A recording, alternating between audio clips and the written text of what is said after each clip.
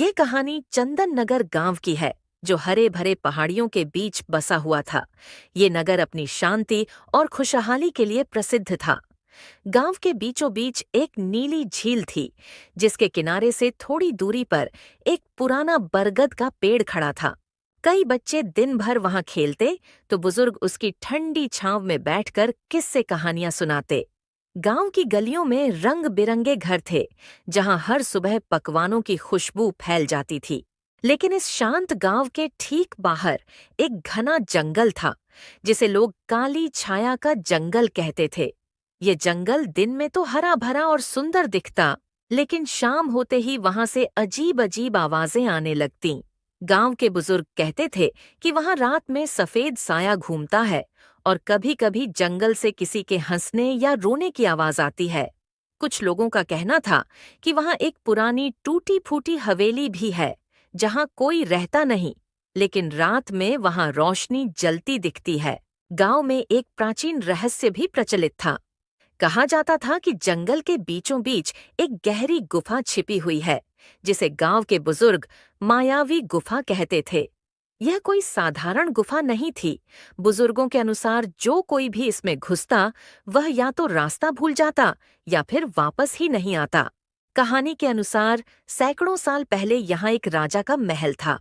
जब दुश्मनों ने हमला किया, तो राजा ने अपना अनमोल खजाना इसी मायावी गुफा में छुपा दिया और उसकी रक्षा के लिए एक जादुई शक्ति छोड़ गया। जिसने भी खजाने को ढूंढने की कोशिश की, उसे माया जाल में फंसा दिया गया। चंदन नगर में मोहन नाम का एक किसान रहता था, जिसके परिवार में उसकी पत्नी लीला और बेटा किशन थे। मोहन एक साधारण किसान था। उसके पास एक छोटी सी जमीन थी, जिस पर वो खेती करके अपने परिवार का पेट पालता और घर का खर्च चलाता था। लेकिन पिछले कुछ सालों से गांव में सूखा पड़ने के कारण उसकी फसल ठीक से नहीं हो रही थी और इसी बीच उसकी पत्नी की तबीयत खराब हो जाती है, जिस कारण मोहन अपनी पत्नी के इलाज और अपने घर के खर्च के लिए नगर के एक नामी सेठ धनश्याम के पास से कुछ पैसे उधार ले लेता है। देखते देखते उधार लिए मोहन को साल भर बीत जाता है, इसलिए अपने पैसे लेने सेठ मोहन के घर आता है। सेठ जब मोहन के घर आता है, उस वक्त मोहन अपने बेटे किशन के साथ बैठकर बातें कर रहा होता है, और जब वो सेठ को देखता है तो उसे देखकर वो खड़ा हो जाता है। सेठ जी, आप अचानक मेरे घर, क्या हुआ? कोई काम था क्या? नहीं मोहन, कोई काम नहीं था। बस अपने पैसों के बारे में पूछने आया था। क्या हुआ, कब दे रहा है मेरे पैसे? अब तो पैसे लेकर तुझे साल भर से ज्यादा हो चुका है। कहीं तू मेरे पैसों के बारे में भूल तो नहीं गया है? सेठ से पैसों का सुनकर मोहन परेशान हो जाता है। नहीं सेठ जी, मैं आपके पैसों के बारे में कैसे भूल सकता हूँ? उन्हीं पैसों से तो मेरे पत्नी का इलाज हुआ था। हाँ, तो कब लौट आ रहा है मेरे पैसे? सेठ जी, अब आपसे झूठ बोलकर मैं क्या करूंगा? पर मेरे पास अभी तो पैसे नहीं है, पर मैं पूरी कोशिश करूंगा कि जल्द से जल्द आपके पैसे लौटा सकूं। मोहन की ये बात सुनकर सेठ तो बहुत भड़क जाता है। क्या कहा, तेरे पास पैसे नहीं हैं? और जब तू साल भर में मेरे पैसे नहीं लौटा पाया, तो अब कहां से लाएगा? सेठ जी, मुझे बस कुछ समय और दीजिए, मैं कहीं से कोई इंतजाम करके आपके पैसे लौटा दूंगा। मोहन की ऐसी बातें सुनकर सेठ मोहन को बहुत खरी खोटी सुनाने लगता है, और जब सेठ मोहन को भला बुरा बोल रहा था, उस वक्त उसका बेटा भी ये सारी बातें सुन रहा था। कुछ समय मोहन को चिल्लाने के बाद सेठ वहां से चला जाता है। उसके जाने के बाद मोहन का बेटा उससे कहता है, बाबा, क्या हम हमेशा गरीब ही रहेंगे? माँ की तबीयत भी ठीक नहीं रहती है और अब सेठ भी अपने पैसों के लिए हमारे सिर पर चढ़ गए हैं। बेटा, मैं पूरी कोशिश कर रहा हूं, लेकिन हालात हमारे पक्ष में नहीं हैं। भगवान ने चाहा तो सब ठीक हो जाएगा। लेकिन बाबा, कब तक? मैं कुछ करना चाहता हूँ ताकि हमारी परेशानियां दूर हो सकें। किशन बचपन से ही बहुत जिज्ञासु और साहसी था। गांव के बुजुर्गों से उसने कई बार मायावी गुफा के बारे में सुना था। उसे याद आया कि लोग कहते थे, जो भी उस गुफा में गया, वो या तो खो गया या फिर लौटकर नहीं आया। लेकिन अगर कोई उस रहस्यमयी गुफा का रहस्य सुलझा ले, तो वहां छुपा खजाना उसे मिल सकता है। बाबा, मैं बचपन से गांव के पास जो जंगल है उसके बारे में बहुत कुछ सुनता आ रहा हूँ। कोई कहता है वहां नरभक्षी रहते हैं, कोई कहता है वहां भूतों का बसेरा है, तो कोई कहता है वहां कोई मायावी गुफा है जिसमें बहुत सारा खजाना है। तो क्यों ना पिताजी हम लोग वहां चलते हैं और उस खजाने को पा लेते हैं। फिर हम लोग भी सेठ की तरह अमीर बन जाएंगे और फिर आप सेठ से लिए कर्ज को भी चुका देना। किशन के मुंह से मायावी गुफा की बात सुनकर मोहन बहुत चौंक जाता है। बेटा, तुमने आज कह दिया है, लेकिन याद रखना, कभी भी जीवन में उस मायावी गुफा में जाने और उसके खजाने को ढूंढने की बात मत करना। तुम्हें अभी पता नहीं है, मैं जब छोटा था ना, तब से मेरे पिताजी मतलब तुम्हारे दादाजी भी मुझे उस मायावी गुफा में जाने से मना करते थे। वहां जाना मतलब अपनी मौत को निश्चित करना, समझे तुम? लेकिन पिताजी, जब सेठ जी आपको बेइज्जत करते हैं तो मुझे बिल्कुल भी अच्छा नहीं लगता है। मुझे लगता है कि मैं उस जंगल में जाऊं और वहां से खजाना लेकर आऊं और उस खजाने की मदद से सेठ जी को उनके कर्ज के पैसे लौटा दूं, ताकि वो आपको फिर से कभी बेइज्जत ना कर सके। बेटा, मैं तुम्हारे भावनाओं का सम्मान करता हूं, लेकिन बेटा, मेरे लिए तुम भी कोई खजाने से कम नहीं हो। अगर तुम मेरे पास हो तो मेरे पास सब कुछ है, और अगर तुम नहीं तो मेरे पास सब कुछ होने के बावजूद भी कुछ भी नहीं है। जब मुझे पता है कि उस गुफा में क्या है, तो मैं तुम्हें कैसे मौत के मुंह में ढकल दूं। इसलिए खबरदार, जो तुमने आज के बाद उस गुफा में जाने की भी सोची। मोहन की बात सुनकर किशन को बहुत बुरा लगता है और वो समझ जाता है कि उसके पिता सही कह रहे हैं। इसलिए वो अपना विचार छोड़ देता है। देखते देखते कुछ समय और बीत जाता है और अभी भी मोहन के पास इतने पैसे नहीं हो पाते हैं जिससे वो सेठ धनश्याम का कर्ज चुका सके। इस बीच सेठ धनश्याम फिर से अपने कर्ज के पैसे लेने मोहन के घर पहुंच जाता है। मोहन, ओ मोहन, कहाँ छुप कर बैठा है मेरे पैसे खाकर? बाहर निकल और मेरे पैसे मुझे वापस कर, नहीं तो तेरे साथ अच्छा नहीं होगा मोहन। सेठ धनश्याम के इतने जोर से चिल्लाने के कारण लीला अपने घर से बाहर निकलकर आ जाती है और बाहर आकर उसने देखा कि सेठ धनश्याम बहुत गुस्से में था। क्या हुआ सेठ जी? आप यूं इस तरह गुस्से में क्यों हो? क्या हुआ है आपको? ये बात मुझसे नहीं, अपने पति से पूछो। उसने मुझसे तुम्हारी बीमारी का बहाना करके पैसे लिए थे और उसने मुझसे कहा था कि मैं साल भर में पैसे लौटा दूंगा। लेकिन अब साल बीते महीना होने वाला है, पर मेरे पैसों का कुछ भी अता पता नहीं है। सेठ जी, उन्होंने बहाना नहीं बनाया था। मेरी तबीयत सच में खराब हो गई थी और अभी हमारी स्थिति सही नहीं है। हमारी फसल भी खराब हो गई है, जिस वजह से वो आपका कर्जा नहीं चुका सके। मैं ये सब नहीं जानता, मुझे तो मेरे पैसे चाहिए। इसलिए उससे कहना जल्द से जल्द मेरे पैसे लौटा दे, नहीं तो तुम्हें अपना ये घर मेरे नाम करके छोड़कर जाना होगा। सेठ धनश्याम लीला को खरी खोटी सुनाकर वहां से चला जाता है।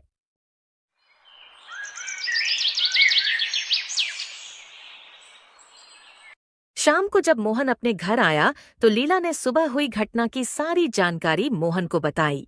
सुनिए जी, आज सुबह जब आप घर पर नहीं थे, तब सेठ जी आए थे। वह कह रहे थे कि पैसे नहीं दिए, बहुत समय हो गया है।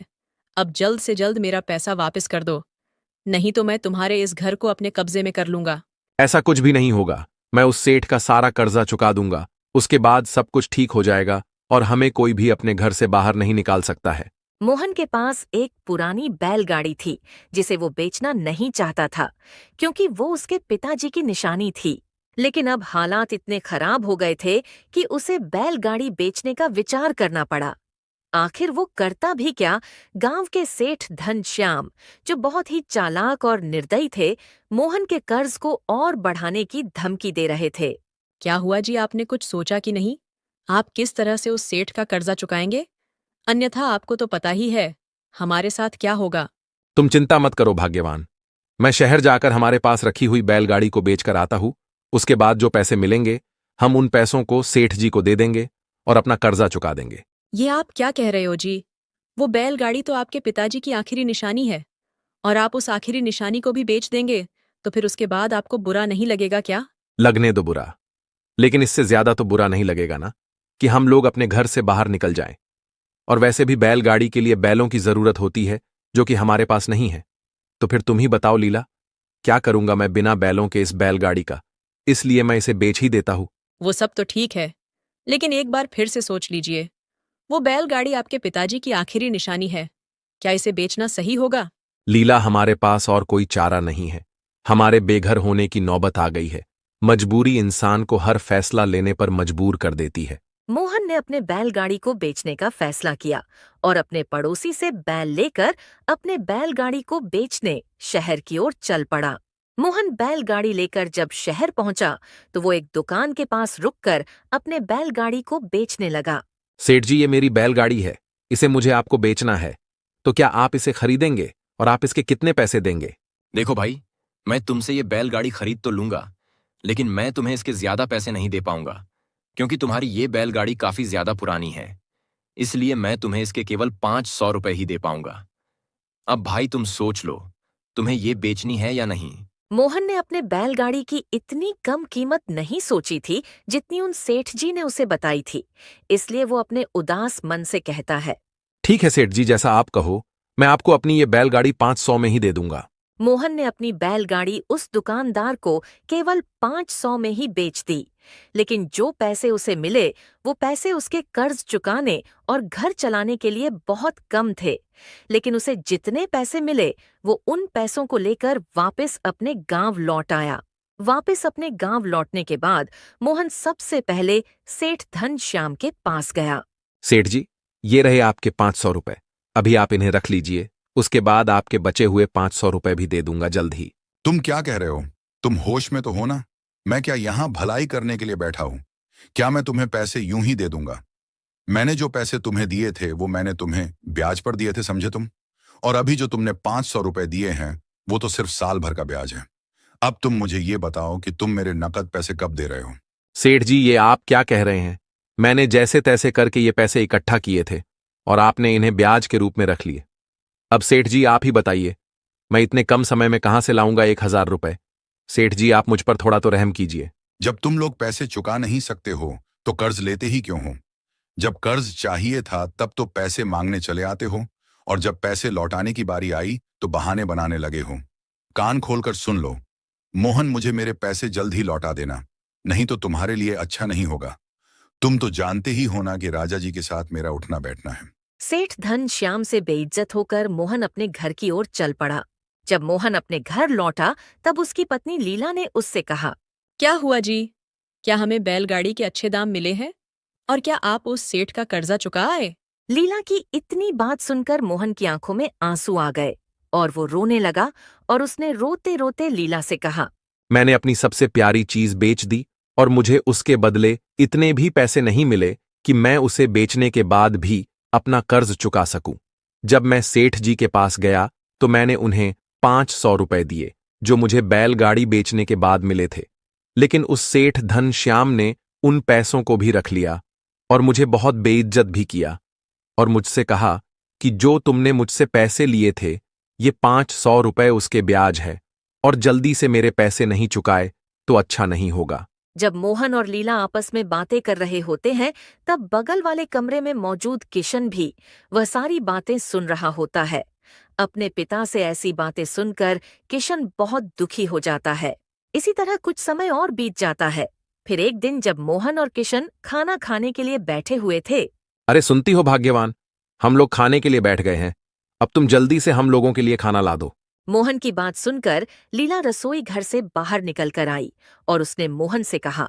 सुनिए जी, घर में खाने के लिए कुछ भी नहीं है, जिस वजह से मैंने खाने के लिए कुछ भी नहीं बनाया। अगर आप घर के लिए राशन ला दोगे तो मैं कुछ बना दूंगी। खाने के लिए अभी केवल 2 ही रोटी बची है, और वो भी किशन के लिए रखी है, जब वो विद्यालय जाएगा उसके लिए। मैं क्या करूं भाग्यवान, मैं कई दिनों से काम की तलाश कर रहा हूं, किंतु मुझे कोई भी किसी भी प्रकार का काम ही नहीं दे रहा है, जिसकी वजह से मैं घर का राशन नहीं ला पा रहा हूं। लेकिन ठीक है भाग्यवान, मैं आज फिर से जाता हूं और लाता हूं घर के लिए कहीं से राशन। किशन अपने माता पिता की मजबूरी को देखकर बहुत दुखी होता है और वो फैसला करता है कि आज वो दोपहर के समय उस मायावी गुफा को ढूंढने जाएगा और वहां से खजाना ढूंढकर लाएगा। फिर दोपहर के समय किशन ऐसा ही करता है। वो बिना किसी को बताए गांव के बाहर वाले जंगल में पहुंच जाता है। कुछ देर तक चलते चलते वो बहुत थक जाता है। हे भगवान, मैं तो बहुत थक गया चलते चलते, और अब तो बहुत जोर की भूख भी लग गई है। अब मैं कोई अच्छी सी जगह देखकर पहले अपने साथ लाए रोटी खा लेता हूँ, फिर गुफा की तलाश करता हूँ। किशन खुद से बातें करते करते कुछ देर और चला ही था कि तभी उसे कुछ दूरी पर एक विशाल पेड़ दिखाई देता है। वो उस पेड़ के पास जाता है और उस पेड़ के नीचे जाकर बैठ जाता है। और खाने के लिए जैसे ही भोजन निकाल रहा होता है तभी उसके सामने एक तेज रोशनी प्रकट होती है और उसी रोशनी से एक डरावना सा दिखने वाला राक्षस उसके सामने आया। किशन ने जैसे ही उस डरावने राक्षस को देखा उसकी सांसें थम गईं, उसका शरीर कांपने लगा, लेकिन उसने खुद को संभाला और धीरे धीरे पीछे हटने लगा। ठहरो बालक, तुम कौन हो और इस जंगल में क्या कर रहे हो? मैं किशन हूँ, चंदन नगर से आया हूँ। चंदन नगर से? बहुत दिनों बाद किसी को जंगल के इतने भीतर कदम रखे देखा है, लेकिन तुम यहाँ क्यों आए हो? किशन को समझ नहीं आ रहा था कि उसे सच बोलना चाहिए या नहीं, लेकिन उसने हिम्मत जुटाई और कहा, मैं मायावी गुफा की खोज में आया हूँ। सुना है वहाँ खजाना छिपा है जिससे मैं अपने परिवार की गरीबी दूर कर सकता हूँ। किशन की बात सुनकर राक्षस जोर जोर से हंसने लगा। खजाना? बालक, तुम नहीं जानते कि जिस खजाने की तुम बात कर रहे हो वो साधारण खजाना नहीं, बल्कि एक श्रापित खजाना है। जो कोई भी उसे लेने आया है वो सदैव के लिए यहीं इसे जंगल का होके रह गया है। लेकिन ऐसा क्यों? बुजुर्ग कहते हैं कि वह खजाना राजा का था। सच कहा, वह खजाना राजा का था, लेकिन राजा ने उसे बचाने के लिए एक तांत्रिक की मदद से श्रापित कर दिया था। उस तांत्रिक ने खजाने की रक्षा के लिए मुझे यहां छोड़ दिया। मैं ऐसे ही किसी को भी अंदर जाने नहीं दे सकता। किशन सोच में पड़ गया, लेकिन उसकी आंखों में अभी भी उम्मीद की किरण थी। पर कोई न कोई तो उस गुफा का रहस्य सुलझा सकता होगा। क्या कोई रास्ता नहीं है जिससे मैं अंदर जा सकूं? रास्ता है, लेकिन बहुत कठिन है। अगर तुम सच में उस गुफा में जाना चाहते हो तो तुम्हें 3 पहेलियों का सही जवाब देना होगा। अगर तुम सफल हुए तो गुफा का द्वार खुलेगा, लेकिन अगर असफल हुए तो तुम भी उन लोगों की तरह गायब हो जाओगे जो पहले आए थे। किशन को थोड़ा डर लगा, लेकिन उसने अपने पिता की बेइज्जती और माँ की तकलीफ को याद किया। उसने खुद को मजबूत किया और राक्षस की आंखों में देखते हुए कहा, ठीक है, मैं तैयार हूं। पूछो अपनी पहेलियां, मैं सही उत्तर दूंगा। राक्षस ने एक गहरी और गूंजती हुई आवाज में किशन से पहली पहेली पूछी। सुनो बालक, पहली पहेली यह है, बिना पंख के उड़ता हूं, बिना मुंह के बोलता हूं, जिसके पास जाता हूं उसे ठंडा कर देता हूं। बताओ, मैं कौन हूं? किशन ने कुछ देर सोचा और फिर उसका दिमाग तेजी से चलने लगा। उसने चारों ओर देखा और अचानक हवा के झोंकों को महसूस किया। फिर वह मुस्कुराया और बोला, पहली पहेली का उत्तर है हवा। राक्षस जोर से हंसा और बोला, शाबाश, ये सही उत्तर है, लेकिन अभी 2 और पहेलियां बाकी हैं। सुनो अगली पहेली। मैं जितना लेता हूं उतना ही बढ़ता हूं, पर जो मुझे रोक ले उसकी दुनिया उजली हो जाती है। बताओ, मैं कौन हूं? किशन इस बार तुरंत उत्तर नहीं दे पाया। उसने सोचते हुए अपने पिता के संघर्ष को याद किया। गरीबी, दुख और कठिनाइयां उसके मन में घूमने लगीं। तभी उसे एहसास हुआ कि यह पहेली किस चीज के बारे में थी। इसका उत्तर है अंधकार। राक्षस की आंखें चमकीं और वह जोर से चिल्लाया, बहुत अच्छे बालक, अब आखिरी पहेली का उत्तर दो और फिर देखो कि गुफा का रहस्य कैसे खुलता है। अब आखिरी पहेली ध्यान से सुनो। मेरा कोई आकार नहीं, फिर भी मुझे देखा जा सकता है। मैं जीवन का आईना हूं, पर फिर भी मैं कभी नहीं झूठ बोलता। बताओ, मैं कौन हूं? इस बार किशन थोड़ा घबरा गया। उसे कुछ समझ नहीं आ रहा था। उसने चारों ओर देखा, पेड़ों की ओर देखा, फिर अपनी ही परछाई पर नजर पड़ी। तभी उसे जवाब समझ आ गया। तीसरी पहेली का उत्तर है प्रतिबिंब।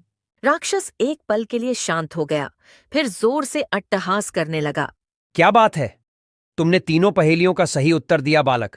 यह पहली बार है जब किसी ने यह कर दिखाया है। अब मैं तुम्हें मायावी गुफा का रास्ता बताऊंगा, लेकिन याद रखना, खजाना देखकर लालच में मत पड़ जाना, वरना इसका अंजाम बुरा भी हो सकता है। याद है ना, ये एक श्रापित खजाना है। किशन ने सिर हिलाया और आत्मविश्वास से बोला, जी, मैं किसी लालच में नहीं आया हूं, मुझे बस मेरे माता पिता की मदद करनी है। अगर ऐसी बात है तो जब तुम अंदर जाओगे तो तुम्हें वहां एक पतीला दिखेगा जो सबसे अलग रखा होगा। तुम उसे अपने साथ ले जाना, वो तुम्हारी बहुत मदद करेगा। पतीला? पतीला किस प्रकार मेरी मदद करेगा? वो कोई मामूली पतीला नहीं है, वो जादुई पतीला है। उसमें तुम जो भी चीज डालोगे वो कई गुना हो जाएगी। इसकी मदद से तुम अपने माता पिता की बहुत मदद कर सकते हो। राक्षस की बात सुनकर किशन को ये सही लगा, इसलिए उसने उसे फौरन से हाँ कर दिया। किशन के हाँ करते ही राक्षस ने अपने हाथ उठाए और जमीन पर एक मंत्र फूंका। अचानक धरती कांपने लगी और सामने पहाड़ के बीच एक छिपा हुआ रास्ता खुल गया। किशन को रास्ता दिखाने के बाद राक्षस भी वहां से गायब हो गया। राक्षस के गायब होने के बाद किशन ने गहरी सांस ली और धीरे धीरे उस मायावी गुफा के अंदर चला गया। किशन जब गुफा के अंदर पहुंचा तो उसने वहां बहुत सारा खजाना देखा। इतना सारा खजाना देखकर किशन की आंखें खुली की खुली रह गई। तो गांव के बड़े बुजुर्ग सही ही कहते थे, यहाँ इतना खजाना है कि पूरे गांव की पीढ़ियां खत्म हो जाएगी, पर यह खत्म नहीं होगा। पर मुझे राक्षस की बात याद रखनी होगी। आखिर ये है तो श्रापित खजाना, कहीं इसकी वजह से कोई बड़ी परेशानी ना खड़ी हो जाए। मैं चुपचाप वो जादुई पतीला लेकर यहाँ से चला जाता हूँ। किशन वो जादुई पतीला ढूंढने लगता है, पर उसे वो कहीं नजर नहीं आ रहा था। हे भगवान, वो पतीला तो यहाँ है ही नहीं। अब मैं क्या करूं? मैं ये हीरे जवाहरात नहीं ले जा सकता, मुझे इनकी जरूरत नहीं है। मुझे किसी तरह बस वो जादुई पतीला मिल जाए। किशन के ऐसा कहते ही अचानक से वो जादुई पतीला उसके सामने आ जाता है। उस जादुई पतीले को अचानक देख किशन भी डर जाता है। सच में ये कोई बहुत बड़ी मायावी गुफा है। यहाँ कब क्या हो जाए कुछ पता नहीं। मैं फटाफट से पतीला लेकर अपने घर चलता हूँ। कुछ देर बाद किशन वो जादुई पतीला लेकर अपने घर पहुंच जाता है और घर पहुंचकर वो सबसे पहले अपनी माँ को आवाज लगाता है। माँ देखो मैं क्या लाया हूँ, जल्दी से यहाँ आओ। किशन की आवाज सुनकर लीला बगल वाले कमरे से वहां आ जाती है। ये किसका पतीला उठा लाए किशन बेटा?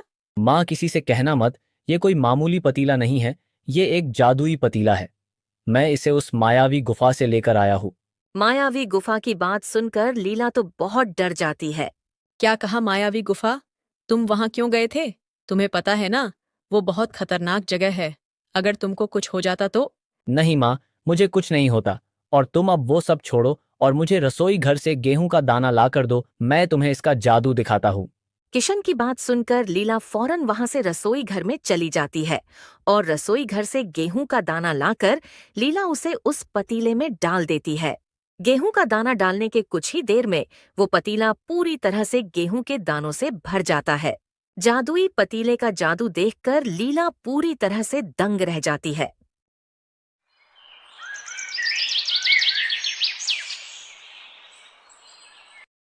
शाम को जब मोहन घर आया तो लीला ने तुरंत उसे जादुई पतीले की सारी बात बता दी। फिर क्या था, मोहन ने उस जादुई पतीले की मदद से कुछ पैसे जमा किए और ले जाकर सेठ घनश्याम को दे दिए। दोस्तों, ये कहानी हमें सिखाती है कि हिम्मत, धैर्य और समझदारी से हर समस्या का हल निकाला जा सकता है, लेकिन लालच और जल्दबाजी हमें संकट में डाल सकती है। सालों